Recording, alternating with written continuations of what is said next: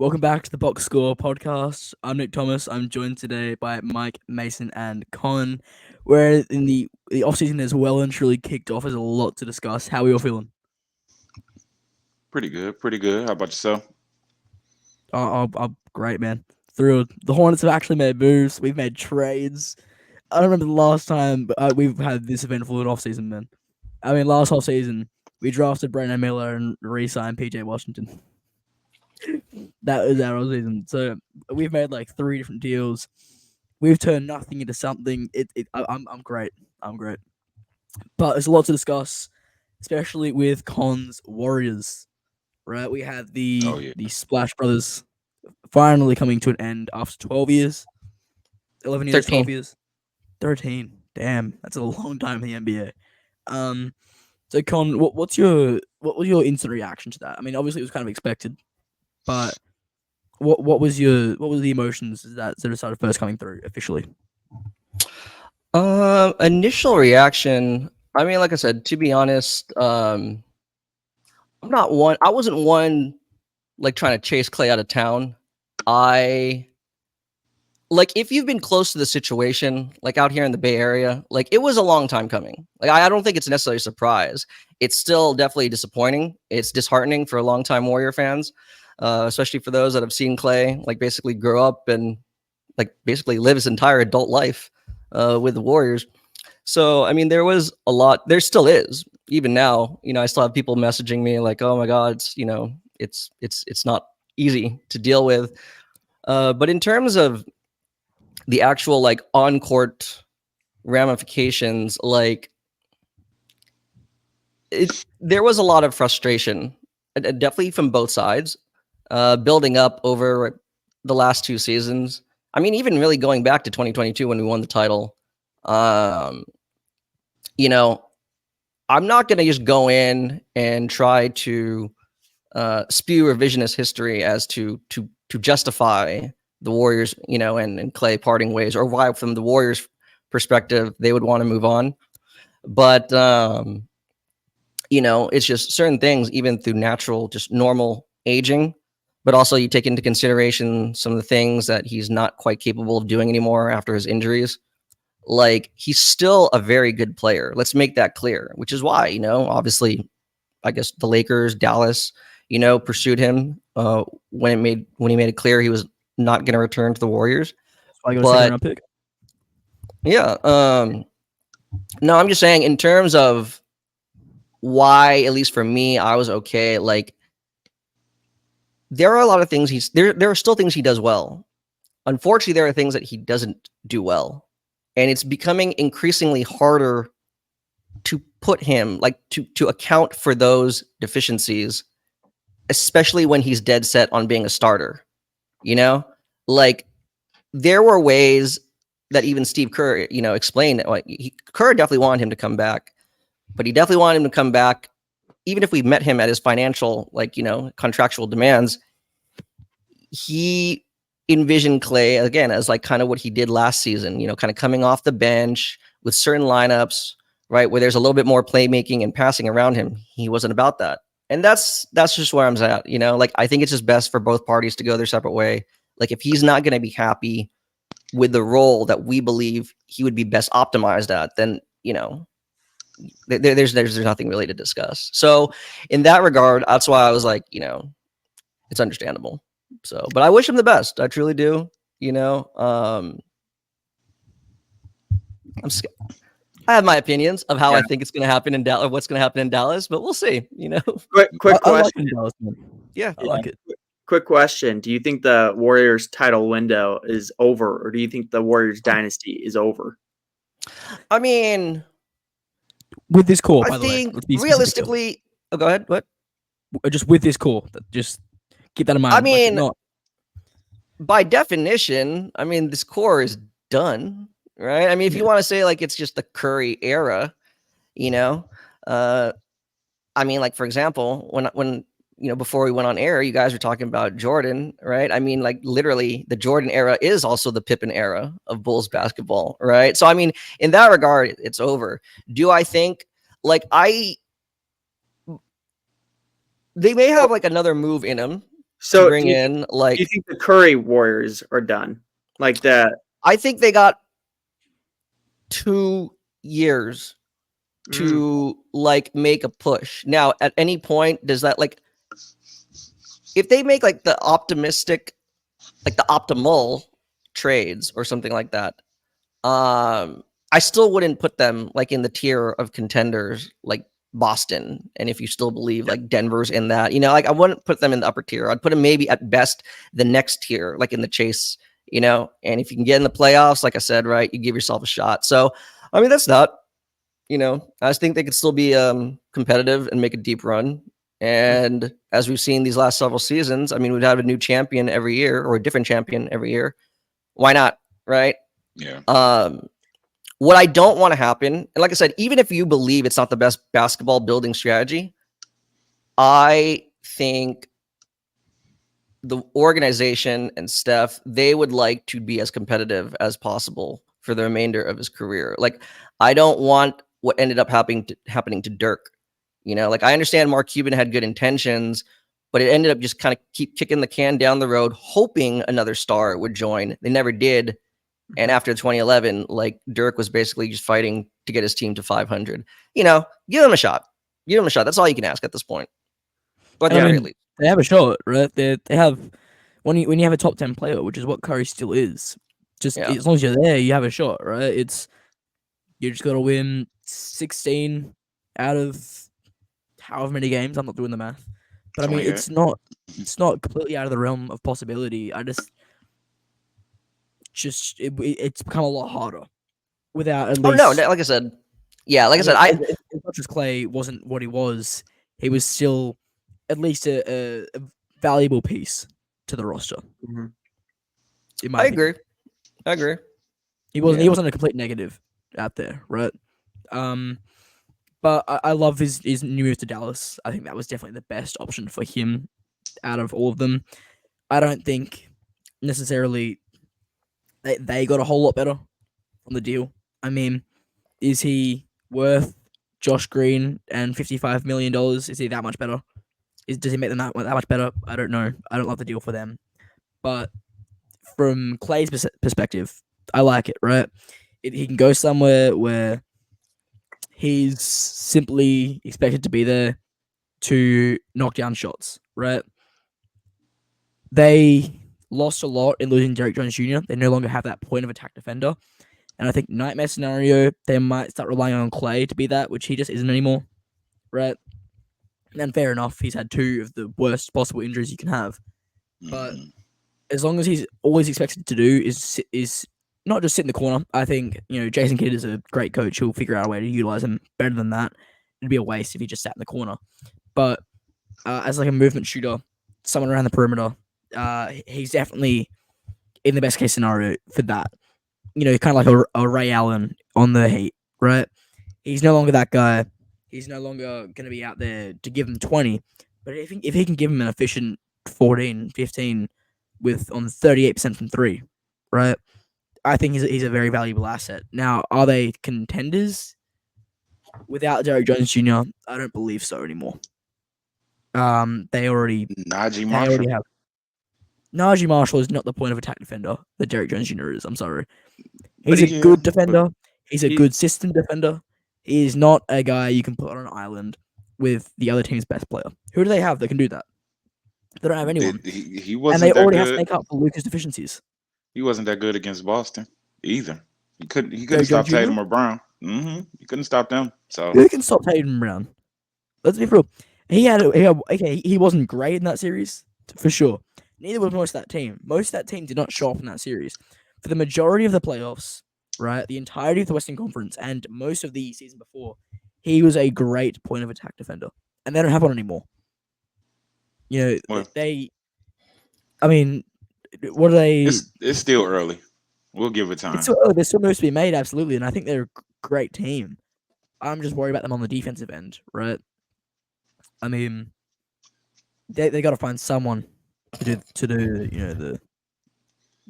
play some one-on-one defense, a point of attack guy.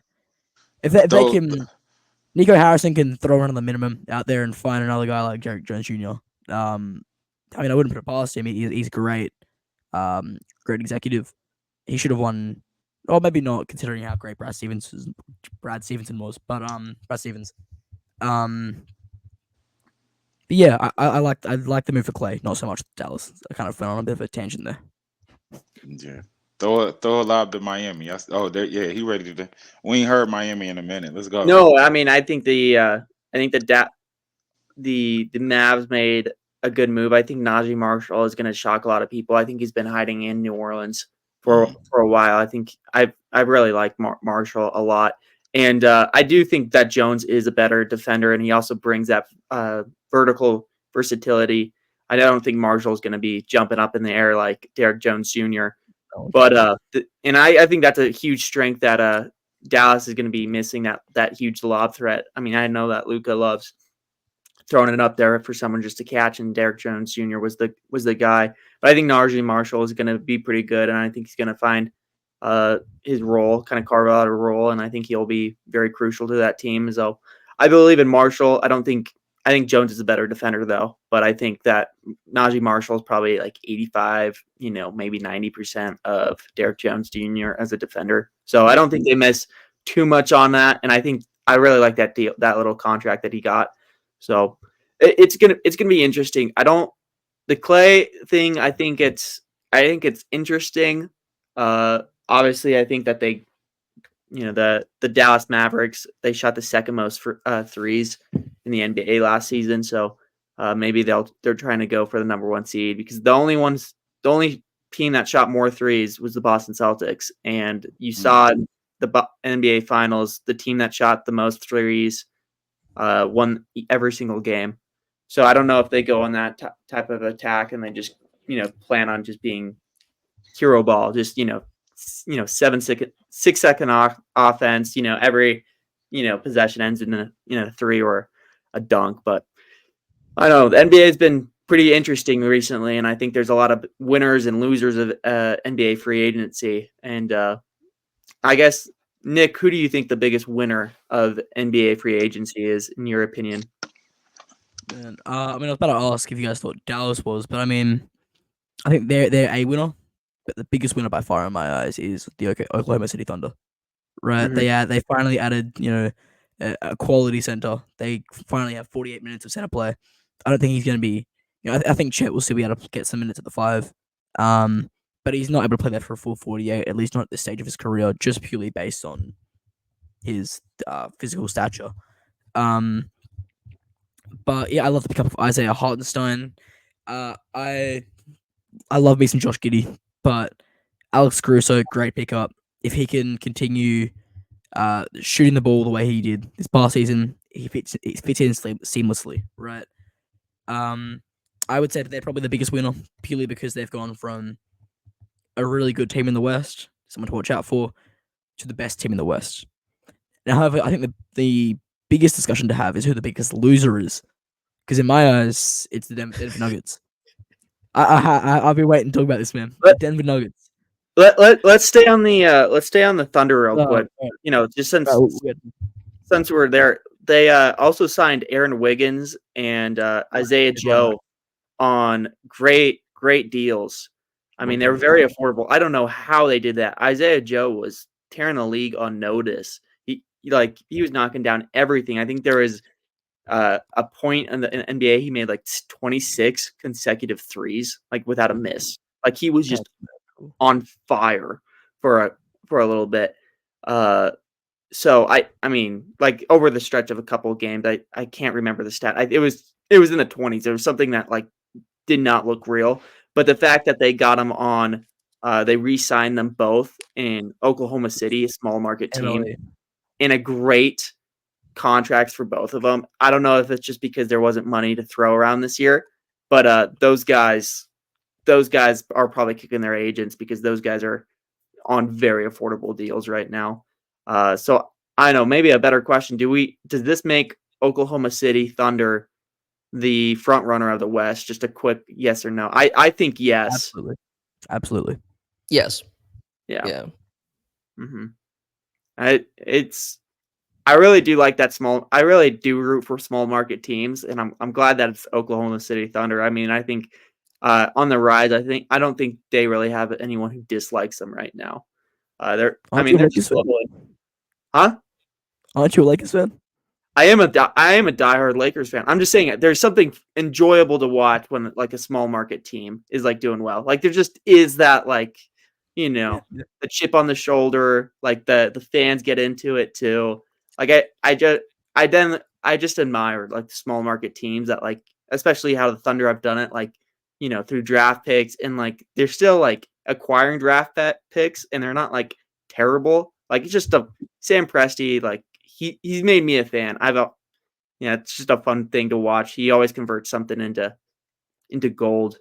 But Con, maybe who do you have as a winner in the NBA free agency?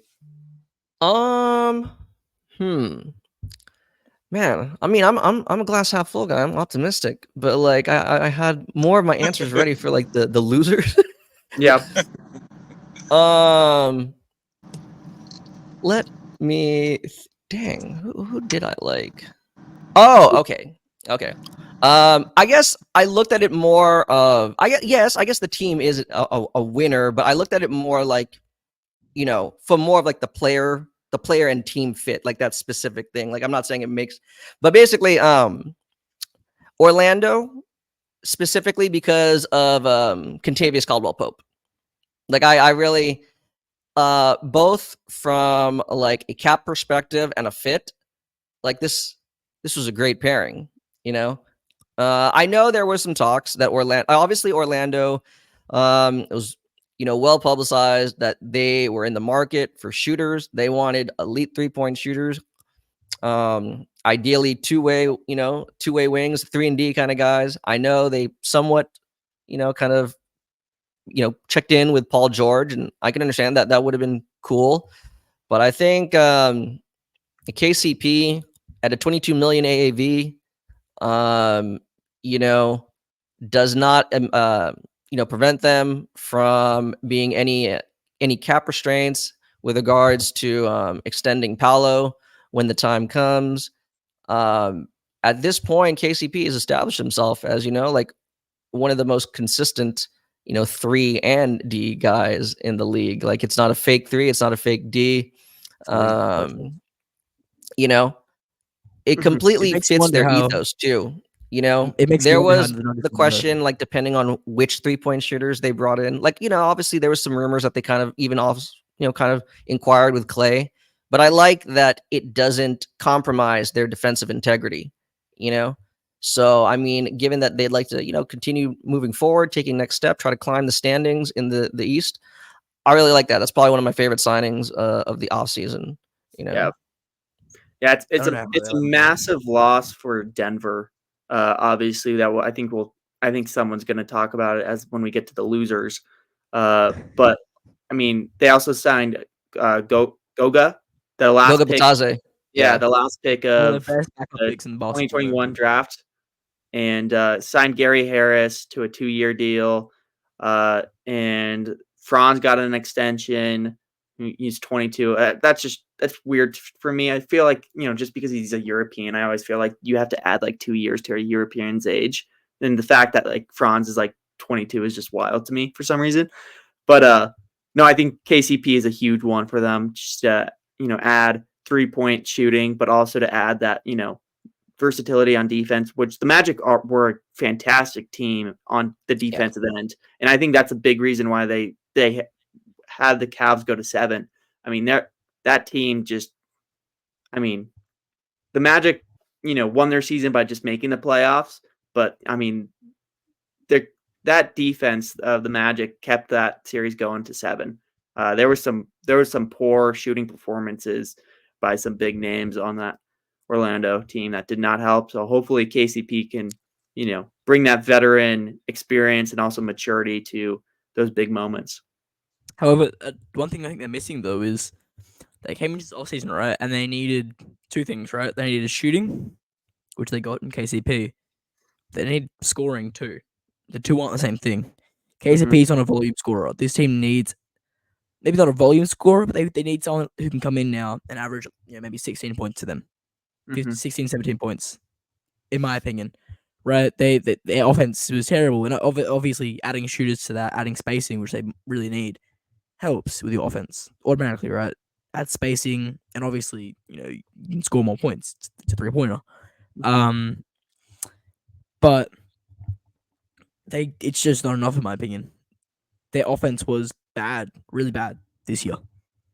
And they needed someone to come in, maybe not a Paul George, maybe not a Klay Thompson, but I don't even know who was out there, right? But there must have been someone out there they could have gotten maybe through a I mean, I trade, don't maybe. really think there was a huge market. I mean, Mikal Beasley is a guy that like come into my head that like, 1 year deal, $6 million with the Bucks. I guess they could have, made a swing at him. But honestly, I don't hate the move by not just getting a huge scorer or another shooter. I think this team is young, and I think it's good for Paulo and Franz to still have that kind of pressure to like grow their offensive game. Yeah. Because these guys are the future. I mean, they just gave Franz like a 5-year. I mean, when his contract ends, he'll be 27. Obviously, no contract really ends in the NBA anymore. But like he'll be 27. I think they have a couple of years to like really make a development move, and they can still make a move at the deadline. There's always guys to become available. Jordan Clarkson is a guy that comes to my mind that I'm like, that guy could, if they really do need scoring, I think the Jazz, you might have to call them, give out like a first round pick, and then maybe a young guy. I think the Jazz might be able to, willing to answer that phone call.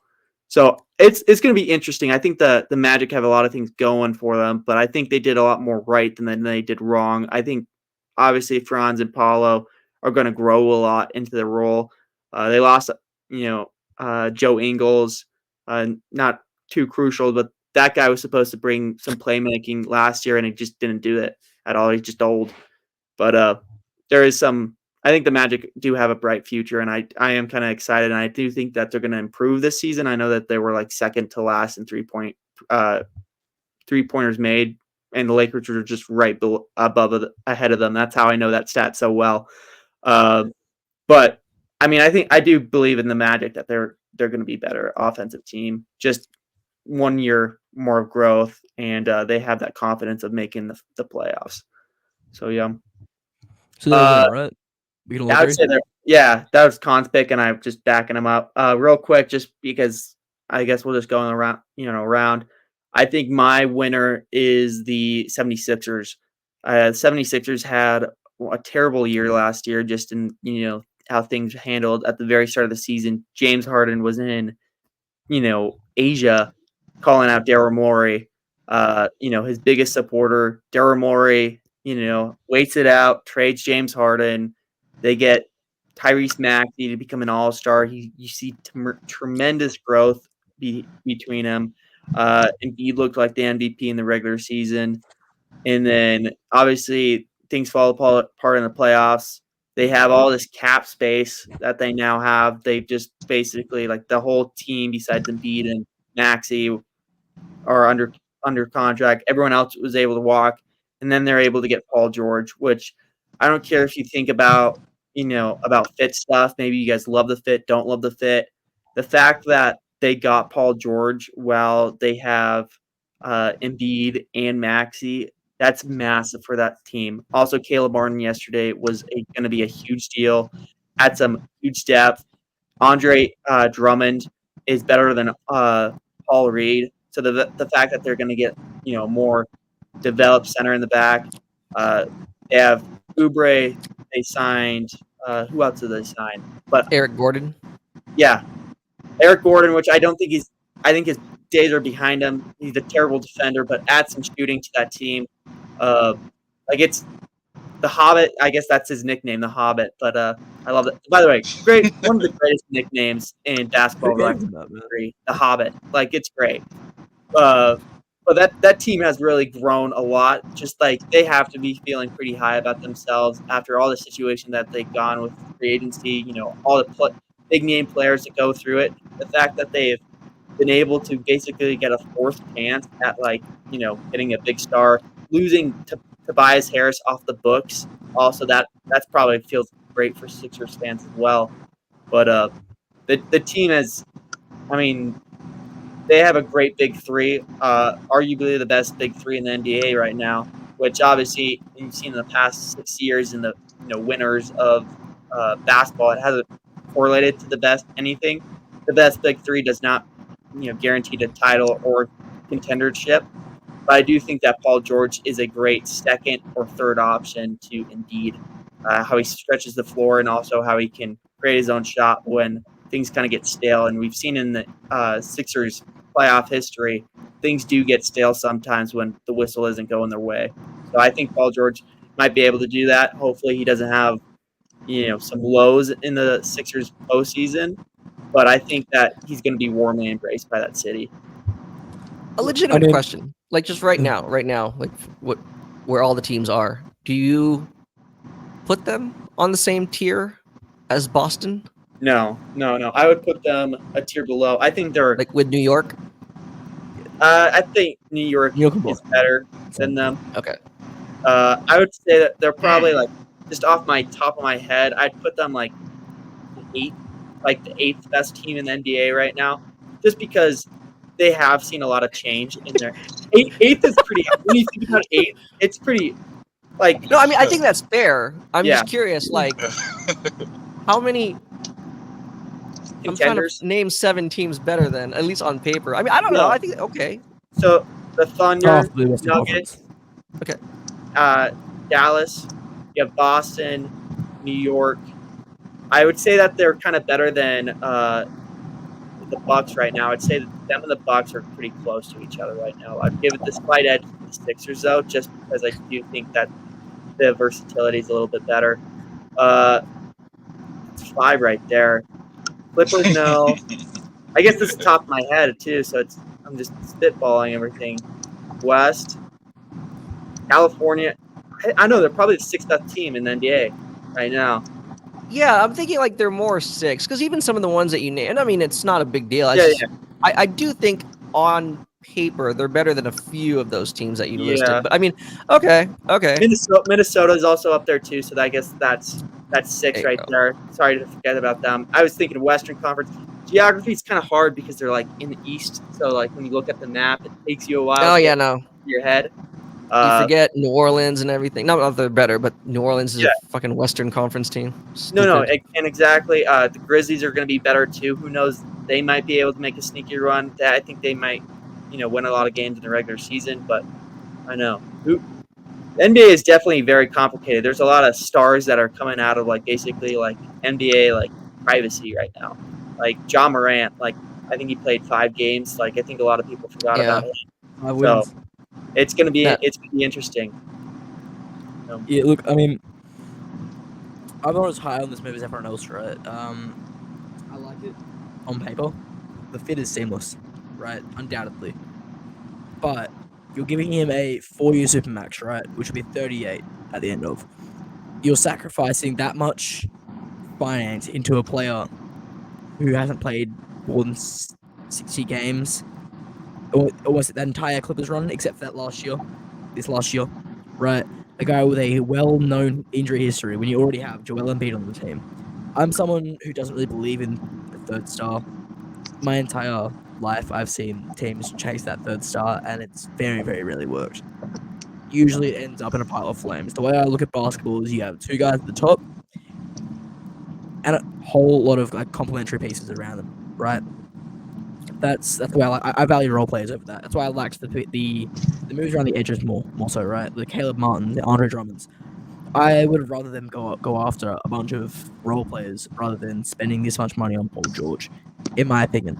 It's just significantly higher floor, and you have Joel Embiid. You don't need your ceiling doesn't need to get that much higher. In my opinion, you already have a championship ceiling when you already have Joel Embiid. When you already have think it works for them though. I think it works because Okay, Paul but what George happens? is Okay, not sure. Paul George He's gets not. injured. Joel He Embiid gets does. injured. Now it's Tyrese yeah. Maxey out there with Caleb Martin and Andre Drummond. Is that a championship team? I mean, but So- injuries happen. Yeah, you know what I mean. but And Nick, then, We're going after a 34-year-old with a huge injury history. I think you've got him slotted too high because he's But- not even Robin. You know what I mean? He is Oh like no, that. not at all. He's Not at like a top tier role player But because that's the role that he will be They're in. not giving the role player money. I mean, They're not giving the role player hey, money. it is what it I is. agree he's a But third option, right? What happens they if Embiid have goes out? the What team happens if that he they goes out? have, and he fits in though. He plays defense better than Tobias. Tobias just got 26 from the Pistons, so what's the difference? You know what I mean? Like if you're getting Paul George, who's arguably a perennial All-Star, like, and you have him alongside Maxey and Embiid, he's not going to be like James Harden and take away from Maxey because Maxey was being No, held back by having James I like Harden the on fit. that roster. I like the fit. I just think there's better options in terms of the roster, right? but There's Nick, a can I ask very you good a chance question it all real goes up quick? in flames. Can Philadelphia take another scenario where they Go get ahead, another let star Mason go. after Let losing Mason one, take off. and it all So, goes up in flames? I think if it happens again, Embiid's out. He's so gone through Simmons era, yeah. the Butler era, Tobias Harris era. He's gone through the James Harden era, Tyrese Maxey era, and now the Paul George era. It's not Yeah. a. I think It won't But be he's a a Paul co-star. George era. It won't. Nick, That Pardon? won't. Nick, You'll see. I That's all understand. I I can say. understand, but it's another star. It's another star. That'll. Yeah, I just think it's all gonna end up going in flames.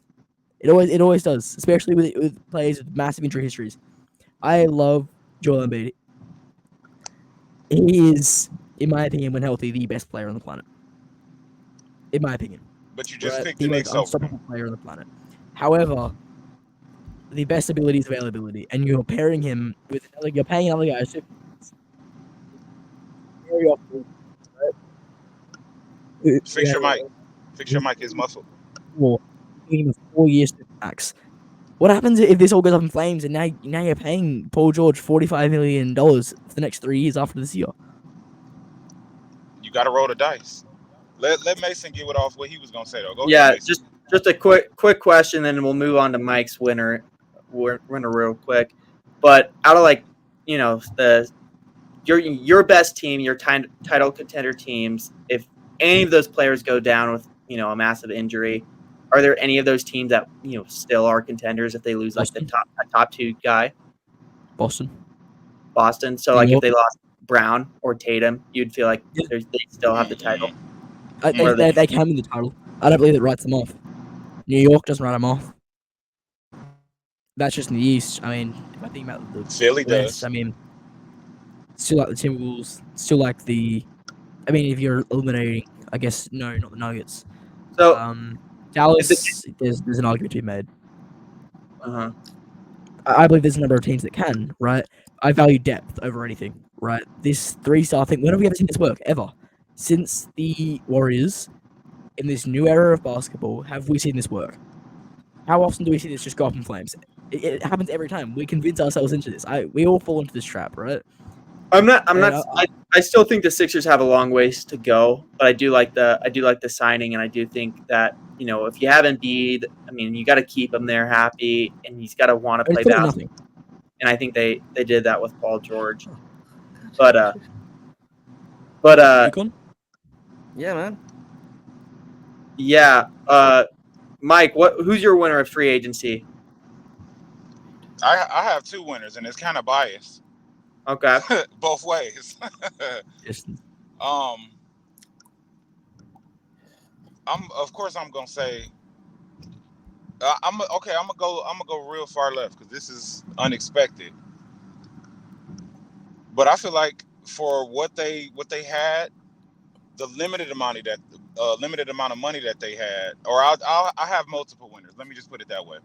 One of them is actually the Warriors, because they're not done.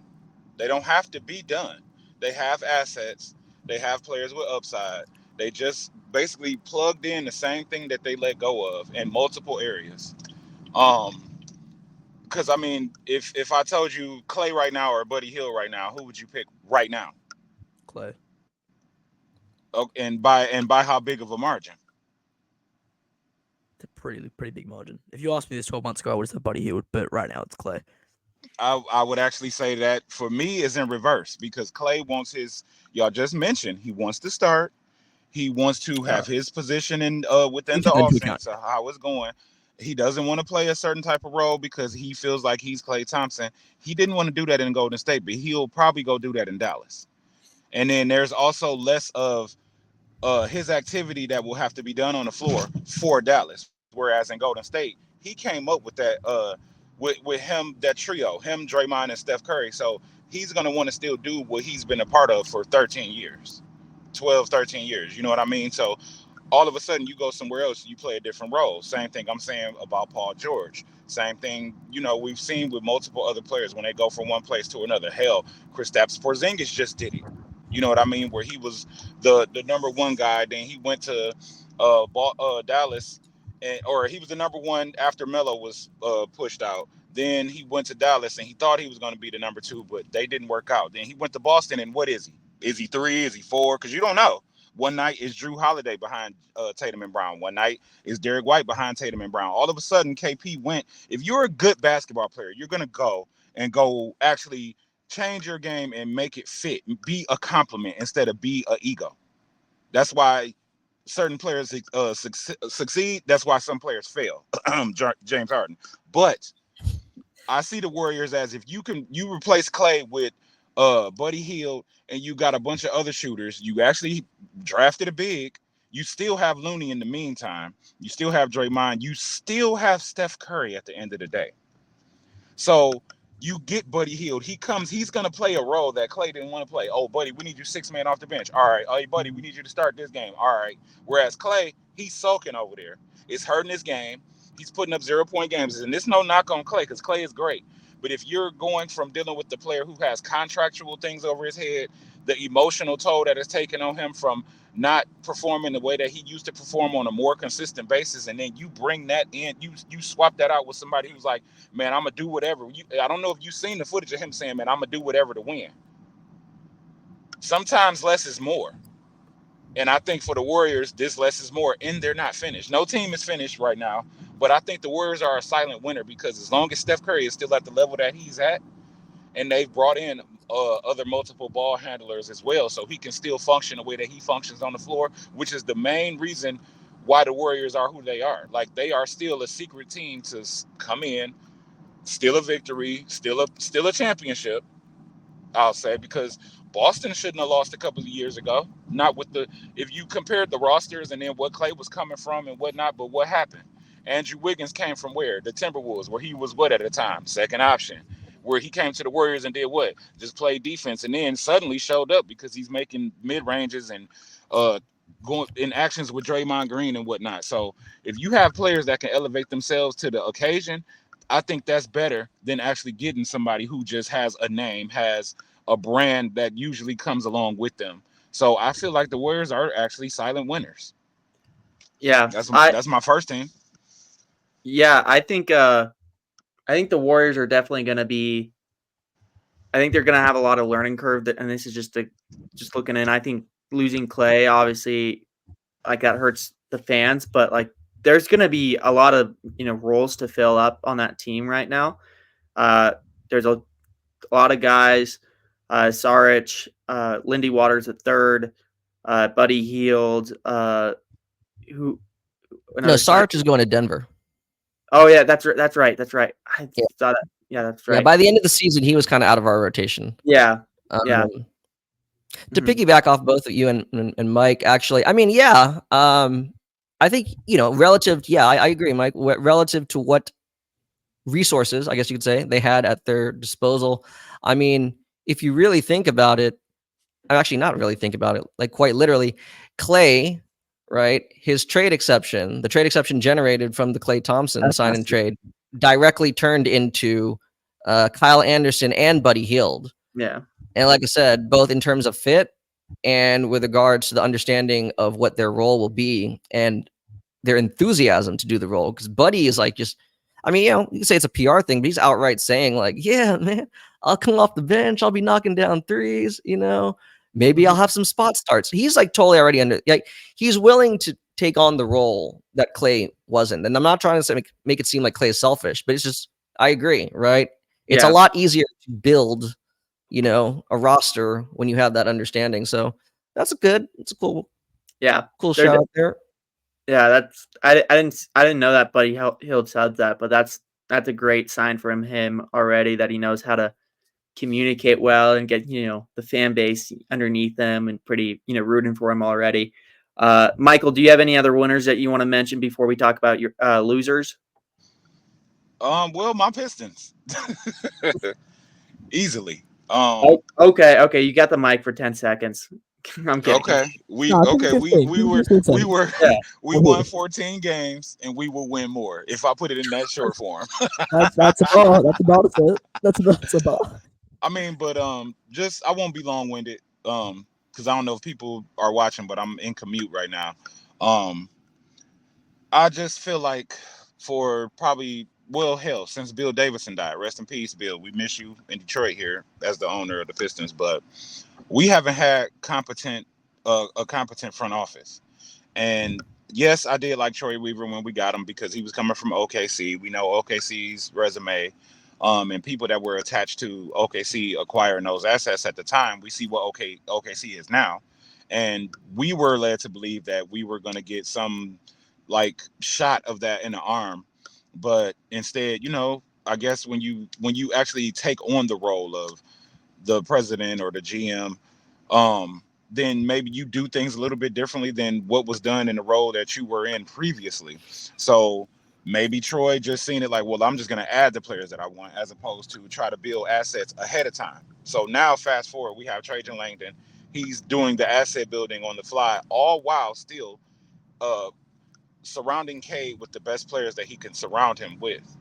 And with the Eastern Conference looking to do some kind of flip from the fifth, sixth seed on down, some teams are going to fall off. Some teams are going to change. Some teams may have a disgruntled star, or may make some moves, and some adjustments are on the way. And that gives room for the Pistons to potentially. I mean, if I look at JB Bickerstaff taking a 22 win team and making them a 44 win team in the next season, we arguably on looking at it with like the ceiling is the roof, whatever. um, we could turn around and be a 38, 42 win team ourselves because we've had things in place. We just haven't had consistency with the coaches. We haven't had the actual like product on the floor where Cade Cunningham doesn't have to dribble around and look for somebody to shoot, and eventually that turns into a turnover. We now have Malik Beasley. We extended Simone Put us on Fontecchio. TikTok, We man. have Tim Hardaway Jr. We have like basically a lot of players that now can actually make a bucket. You know what I'm saying? Instead of kicking it out to Ivy and wondering if he's going to make it until his upswing started, which Khan noted on the EMW pod. Like it's a lot of highlights, but we didn't have the players that complemented each other all the way in place the way that we do more so now with the way that the roster looks now. And we're still not done. Like again, no team is done because hell, we could get Laurie Marketing. Hell, we can get what I mean? Like we could get somebody else. We What? have some assets now. Yeah, I mean Mike. you're saying what now, but you'll see. I'll just Okay. keep Okay. Yeah. two I'll words. see. Right. You'll see. Mike, I'm gonna Period. take you advantage of this while I had the can. most Hey, optimistic Mason. coffee ever like this morning, and I love it. I'm not gonna try to chop you down by the hip, but I think 38 to 42 games might be a little bit of a stretch for them. Mike. I I'm gonna take mean, advantage of this while I can. Right.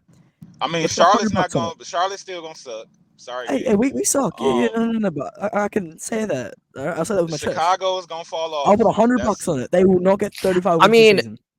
I'm thinking like low 30s, you know, maybe like 34, 35 is their max. But even then, given as like Nick's saying, there's a lot of teams that have no intention of really competing this year. I mean, 30 something wins could get you in that 10 spot, you know? I mean, it's not out of the, It's not out of the you know, realm. out of the realm Yeah, of I can see that. possibility. Yeah. So, I mean, And then what's not being thought of is okay, like y'all laughing because we won 14. Y'all seen what was on the floor, but we have Monty Williams. He started Killian Hayes. Are you guys signing Killian Hayes to your teams today? He started. No. He Are used you to play. I would say okay? at least 30 That's a minutes a no. night. So are you starting Killian Hayes on your team? Okay, so I'll stop. I'll just stop there. You can go watch the games on League Pass yourself. So real quick, Mike, I do think Yeah. you're being very optimistic about the Pistons, but I will give you wiggle room because I think the Wizards, the Raptors, Brooklyn, Chicago, those are four teams that are right there that are going to be degressing, that will be in the Cooper Flag sweepstakes. So you got to be really just the Pistons really just have to beat out the Hornets and the Hawks for like that 10 or 9 seed. So Right. it'll be And you can interesting. make an argument that the Hawks, I mean, they're prepared to trade To Trae trade Trae Young. Young. They're just waiting Exactly. for the right package. So I agree. I agree with you guys, but I'm just saying, like, you got to see how things start playing out. Maybe Yeah. like they win 5 out of the first 7 games, and then they delay their rebuild. I mean, I could see that going the same thing Right. with the Hornets. Maybe they run 3 out of 6, and then they just kind of Okay. want to go for it. Let's- But let's jump let's- into let's- losers real quick. Let's make this Yeah, fun wait, because I got one. I'm gonna have to get off in like 2 minutes here. But let's make the winners fun. And I'll throw out again. My biggest loser is Chicago because they lost everybody. They're gonna trade Levine, and they're gonna trade Lonzo Ball. Kobe White will get the focal point. That's just my loser. But just to make the Pistons thing fun, if the Pistons don't win, I'm gonna go over under. I'm gonna go over 34.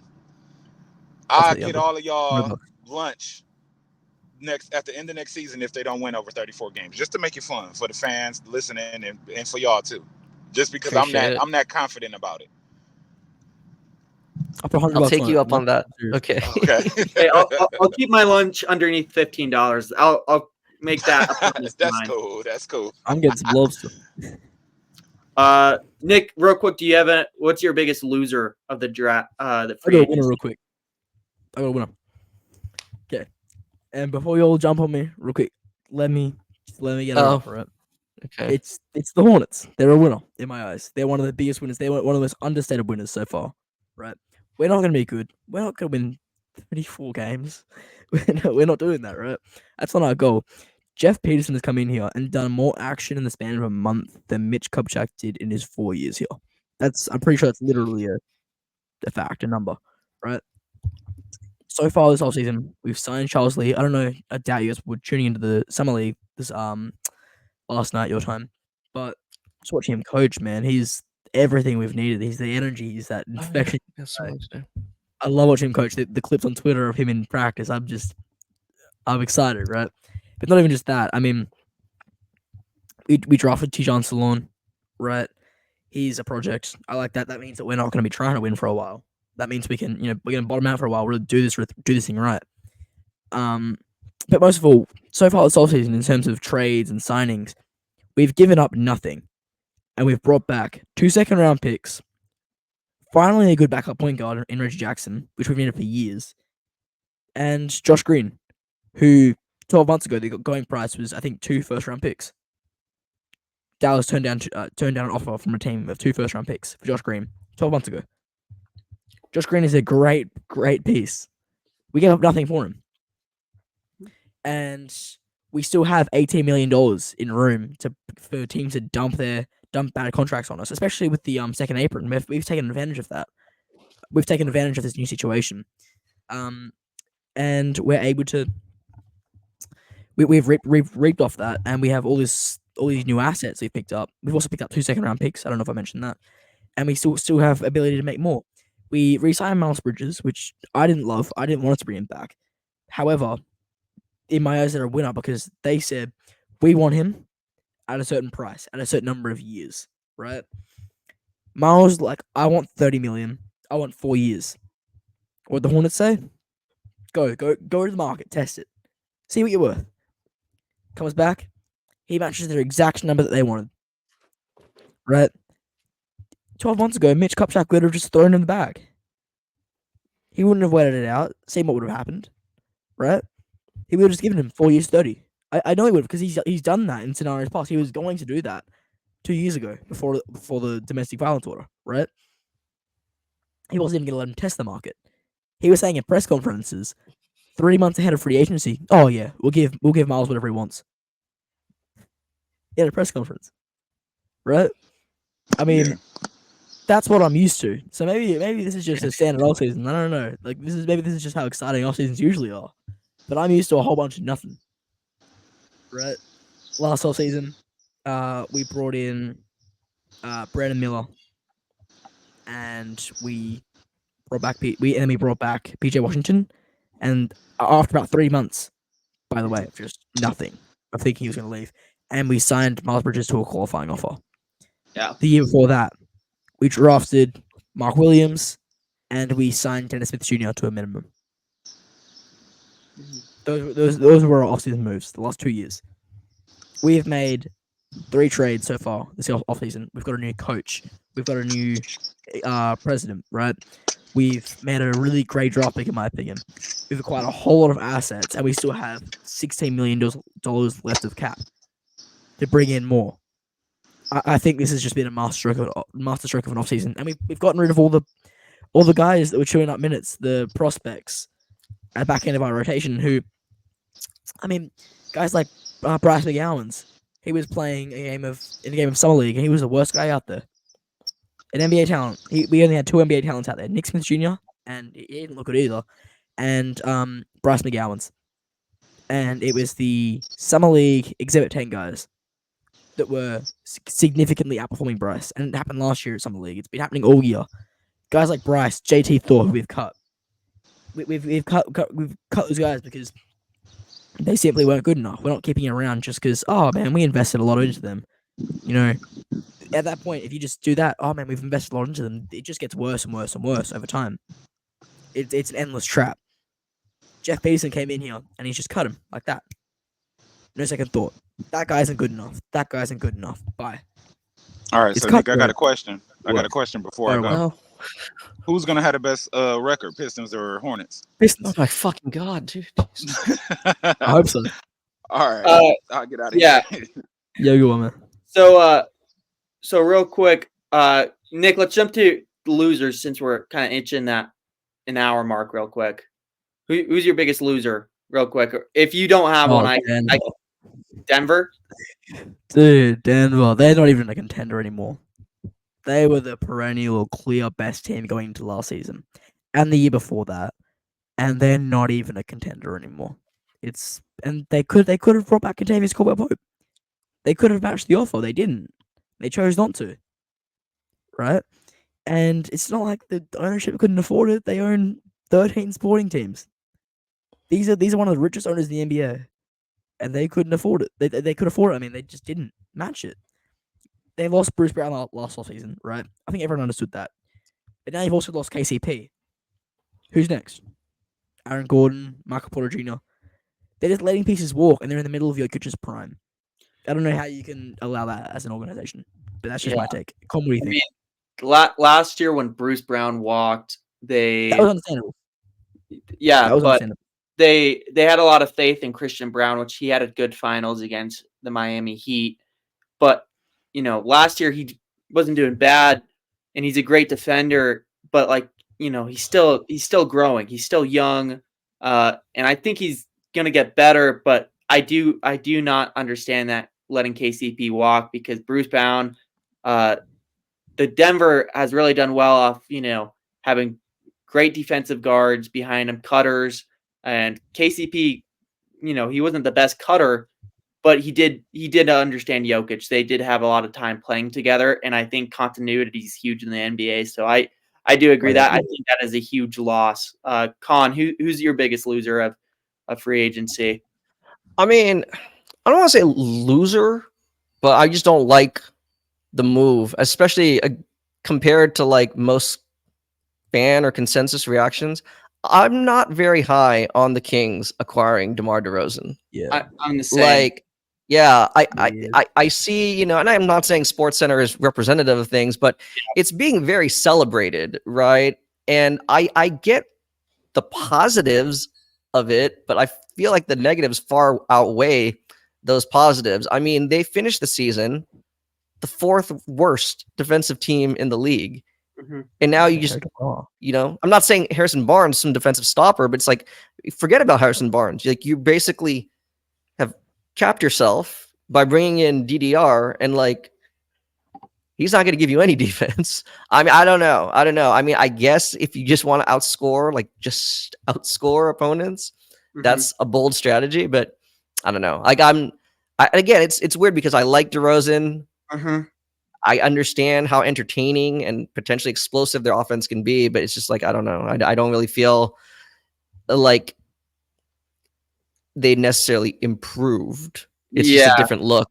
So with DeMar DeRozan, I mean, I was kind of shocked because I was reading into it a little bit today. I was like I went to relook about that like 2020 or 2022 Bulls when Lonzo was healthy, Yeah. Levine, trying to you look at their offense to see if there's any similarities. Obviously, DeMar DeRozan was running to the point guard a lot of times for that team, which was weird when I was redoing it because I didn't remember that in my head too much when they were winning all these games. I couldn't really remember DeMar DeRozan bringing up the ball and playmaking, but I am definitely hesitant on that decision as well. When I saw him, like, okay, this is a big signing for the Kings as a franchise. Like, this might be up there for like the biggest one, but they don't thread the needle to me. They were the third team that shot the most threes last season. Their offense 2 years ago was electric. And I just, maybe in the postseason, they're thinking about like, hey, we get DeMar DeRozan,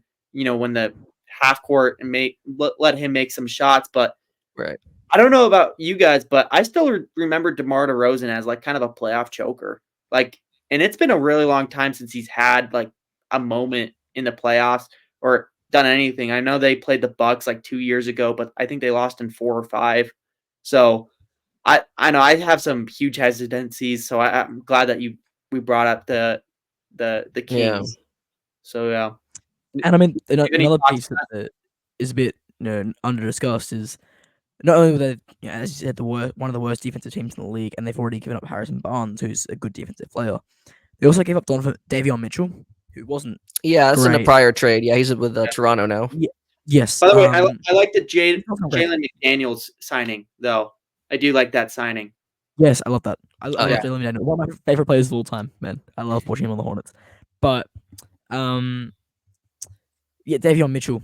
He wasn't some great player by any stretch of the imagination. But I mean, it's just more defense. He was a great perimeter defender, and you've lost that.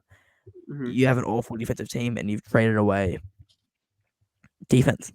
Who's their defender now? Their point of attack guy, Kobe Jones, as the third guard off the bench. Like, I don't know what the move is here. Yeah. Do you think Ellis starts?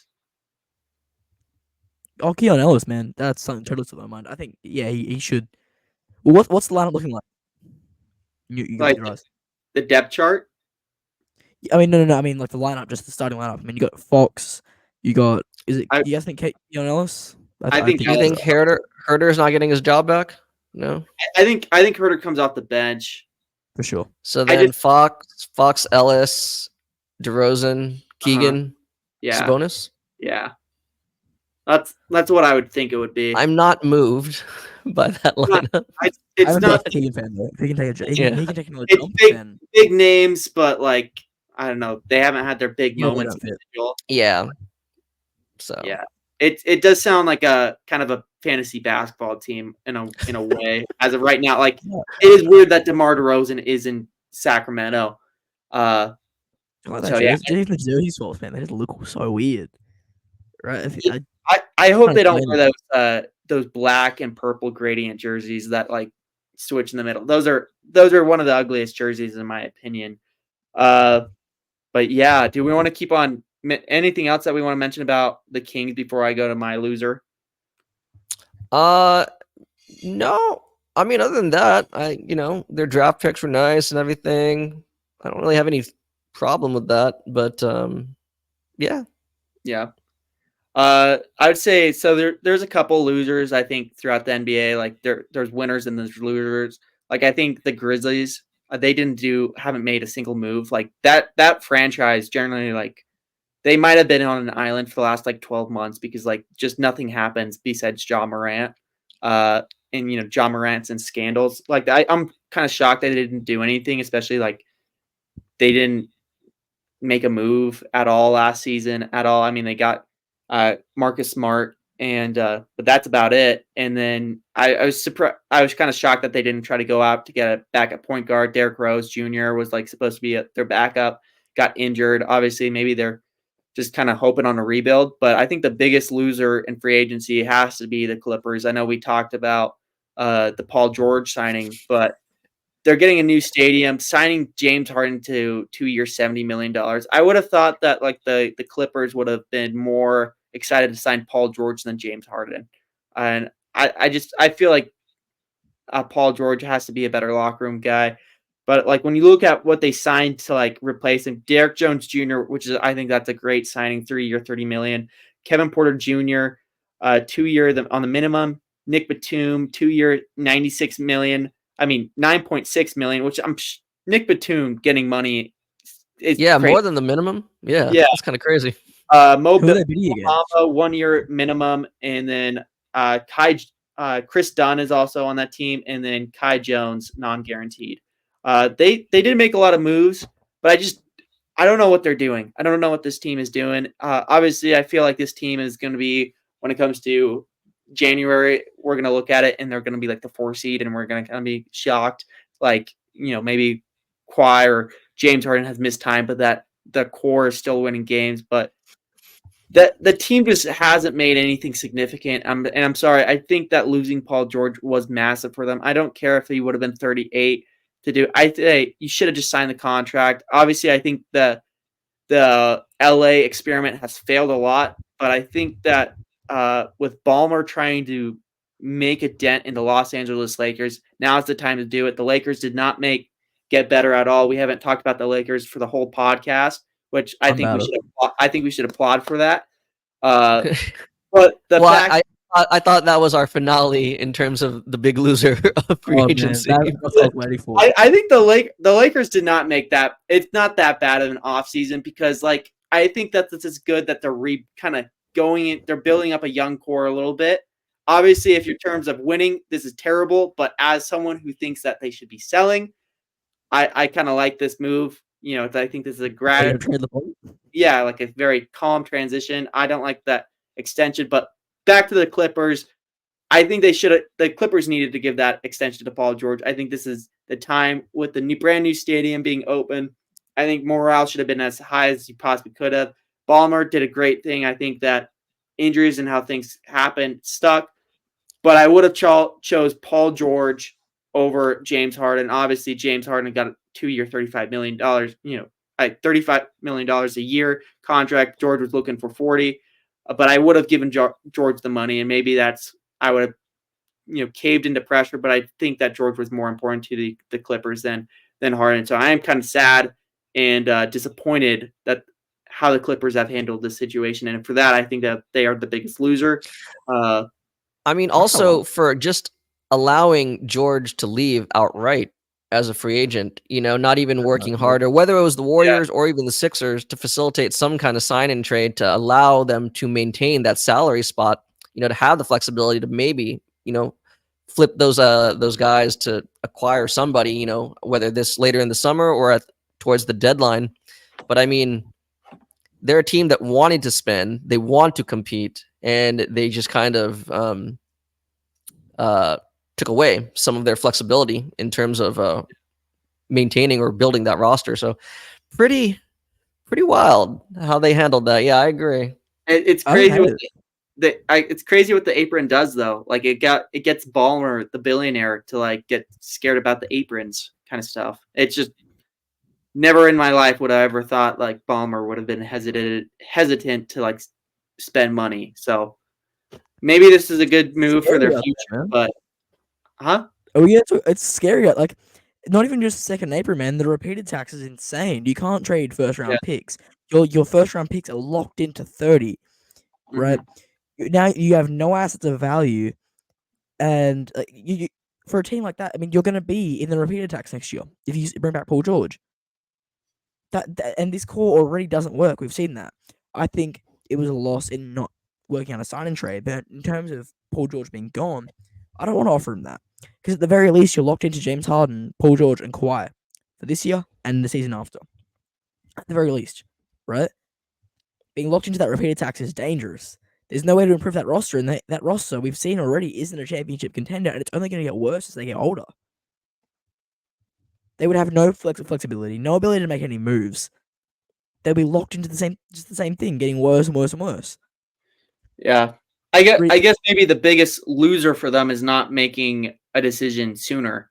Like maybe not in the deadline, but to have things turn out. But the way they handled the news was coming out so rough. Like, Paul George, like everything became public news and because if George was the biggest name in the class, it felt worse. It feels worse for them. Obviously, I think this apron stuff is pretty crazy, but I don't know. This I do feel bad for Clippers fans in a weird way, like how things are kind of going down. Like I rather have George than Harden. So I don't. Maybe that's a personal preference, but I think George just contributes a little bit more to that franchise's identity than James Harden. But Harden is a system. You guys remember that? At the start of the year. Yeah, I don't know. I mean, it's crazy that team went on like a 26-5 run in the span of the season. So it's crazy just how things move so quickly in the NBA. So yeah. Any other notable losers that we want to mention before we close off? Hey, Con, you go for it. What's up? The Lakers? We gonna discuss that, or are we just really not gonna discuss the Lakers? I mean, no, we don't need to belabor this point. I guess no.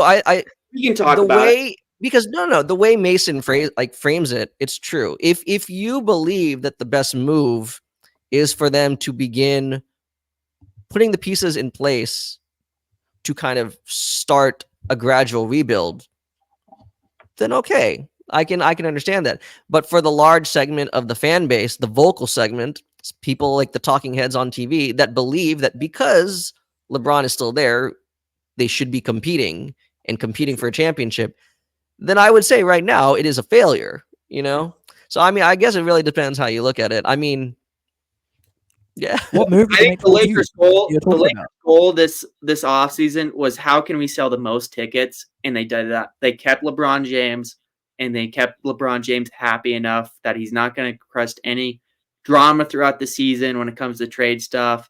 Or maybe he will, but it's going to be a little bit difficult when they have his son literally on the team.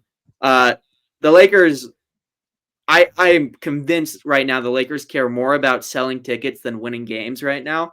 And they're going to sell out every arena that they go to because they have the first father and son combo in the NBA. But I do like JJ Redick. I do like I do like that the Lakers are starting to hold on to those picks later down the road, and they're not using them as that trade bait.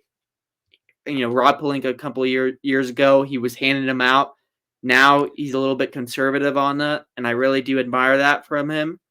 I think that's great maturity coming out of Rob, but I do think that the Lakers are starting to kind of mature and start to realize what's life after LeBron, maybe possibly what's life when LeBron's gone. Is 80 the guy, or is 80 gone? So I think this is just an interesting story to watch, is like how much does the Lakers front office believe in this core still? Because I do think they did get lucky in the Western Conference Finals. I think playing the Grizzlies and the Warriors, no offense to the Warriors or the Grizzlies, but I think they did get an easier path to the Western Conference Final than other teams did.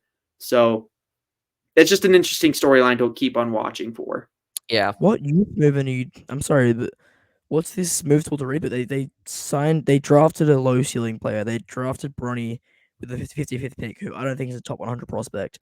And they re-signed Max Christie on a long-term deal with someone who we haven't really seen that much of. Mm-hmm. Are you just talking about the fact they didn't make a move with their first round pick? Is that like I think this offseason definitely could have gone better, but I don't think they made any moves that are going to shoot themselves down the foot in the foot. Like they didn't give out any assets, and I think the 55th pick. I don't care if you think Bronny is an NBA player or not. I think there's probably better players the Lakers could have drafted than Bronny James. I'm not against it. It's the 55th pick, and I'm not mad about it. It wasn't the 17th pick. It was the 55th pick. But I think that the Lakers are starting to move off of the LeBron James era in a way. I think they realize that they're not like a contender, but like they're kind of more of like the 10th or 15th best team in the NBA. So they're going to be competitive. They're going to be in the playoff hunt or the play-in hunt. But it's just going to be interesting to see. And I'm not mad at the Lakers off-season things. I would have been kind of mad if they were just handing out asset after asset, selling people for other people. I think Klay Thompson would have been a fun guy to have on the team, but I'm kind of glad that they didn't get him in a weird way, because it makes the rebuild a little bit quicker, or like coming up a little bit more seamlessly. And I mean, you always want your team to win, but at a time when your best player on your team is 40 years old, and then Anthony Davis is injury prone, they're going to play the whole Summer Olympics too. So that team's going to be really tired. So I wouldn't be shocked if, maybe they have a slower start to the season. But I don't love the deals that the Lakers have made. I think the best offseason would have been like maybe to sell LeBron or AD. I think that those guys are still pretty lucrative in the NBA world. I think they could go win a chip anywhere else.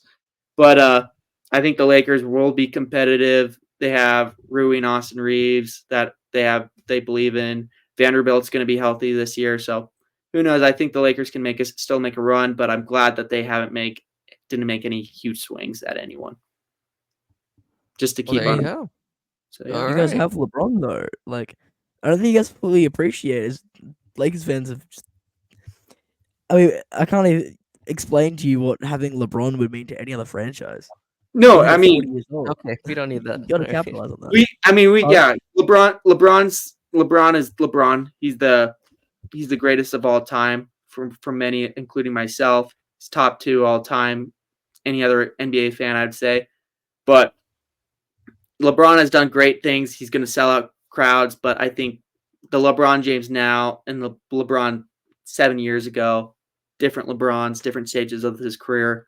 But the NBA offseason has been awesome this far. I did not think that there was going to be this movement like only 6 or 7 days into July. So I know I've been very entertained as an NBA fan right now, but yeah, it's going to be interesting to see. Maybe the Pistons win 35 games this year. Maybe they don't.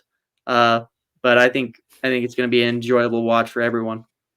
But with that, I think we should wrap up. But thank you for all that have tuned in and watched the Box Sport podcast. Thank you for all those who have subscribed. A like really does go a long way for our content. Thank you. Take care.